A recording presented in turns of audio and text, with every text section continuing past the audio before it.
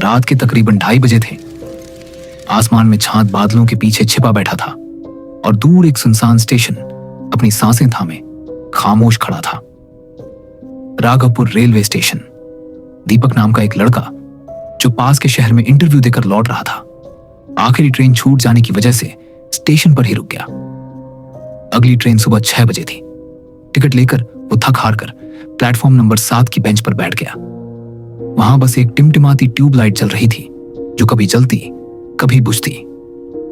दीपक ने बैग सिरहाने रखा और आंखें मूंद ली, पर ज्यादा देर नहीं हुई थी कि एक अजीब सी आहट ने उसकी नींद तोड़ दी। जैसे कोई लोहे की जमीन पर भारी जूते से चल रहा हो।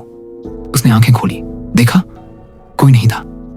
फिर भी आवाज तेज होती गई और अचानक वो दिखा एक आदमी, सफेद कोट, सिर पर पुरानी फिटेड टोपी और हाथ में एक चमड़े का बैग।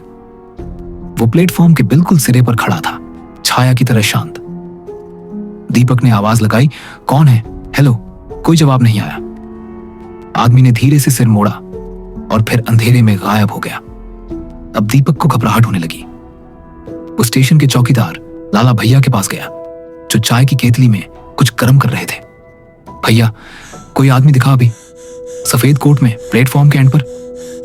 लाला भैया की आंखों में डर आ गया। वो धीरे से बोले, बेटा तुझे भी दिख गया? दीपक चौंका, मतलब? लाला भैया ने धीमी आवाज में कहा, यह स्टेशन पहले बहुत छोटा था। करीब 5 साल पहले एक आदमी हर रात यहीं इसी वक्त आता था, ठीक 3 बजे। सफेद कोट, टोपी, बैग। वो किसी का इंतजार करता रहता था। पूछो तो कुछ नहीं कहता, बस एक ट्रेन की तरफ टकटकी लगाए बैठा रहता। एक रात जब ट्रेन देर से आई तो वो आदमी ट्रैक पर उतर गया और सामने से आती एक्सप्रेस ट्रेन ने उसे कुचल दिया। किसी को कुछ समझ नहीं आया, टिकट भी नहीं मिला। सिर्फ उसका बैग पड़ा था और उसमें एक कागज जिस पर लिखा था प्लेटफॉर्म 7, आखिरी सफर।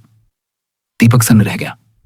उसने सोचा शायद यह सब कोई डरावनी कहानी है जो स्टेशन वाले मजे के लिए बना लेते हैं। वो वापस बेंच पर गया, पर ठीक 3 बजे फिर से वही आहट, और इस बार वो आदमी बिल्कुल पास आ गया। दीपक की सांसें थम गईं। उसने देखा उसकी आंखें नहीं थीं, बस गहरे काले गड्ढे। चेहरे पर कोई हाव भाव नहीं, बस एक खालीपन। वो आदमी दीपक के पास आया और बैग से एक पुराना पीला टिकट निकाला, धीरे से उसके हाथ में रख दिया। टिकट पर लिखा था प्लेटफॉर्म 7 से आखिरी ट्रेन, तुम्हारे नाम। दीपक कुछ बोल भी नहीं पाया और फिर सब कुछ काला हो गया। अगली सुबह जब ट्रेन आई तो बेंच खाली थी। दीपक नहीं था, बस उसका बैग पड़ा था और हाथ में वो पीला टिकट। अब लोग कहते हैं हर रात 3 बजे प्लेटफॉर्म नंबर 7 पर एक आदमी घूमता है, सफेद कोट में, हाथ में बैग और किसी का इंतजार करता हुआ। कभी कभी उसकी ट्रेन नहीं आती तो वो किसी को साथ ले जाता है।